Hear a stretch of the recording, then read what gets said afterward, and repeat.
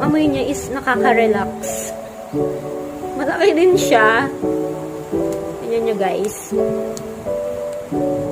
Malaki siya. Ayan. Ginaganan ko lang siya. Tapos, ang bango niya and nakaka-relax. So, nare-relax ako. Para pala to guys sa anti-bag and itch relief. Meron din nung cooling effect. Kala ko nga dati OA yung mga nagpo-promote nito. Singhot ng singhot, gano'n ng gano'n. Totoo pala guys na ang sarap niyang amoy-amoyin. Sobrang nakaka-relax. Thanks for this herbal bomb. Medyo gumaan yung pakiramdam ko. Sana gumaling na ako para makagawa na ako ng mga videos.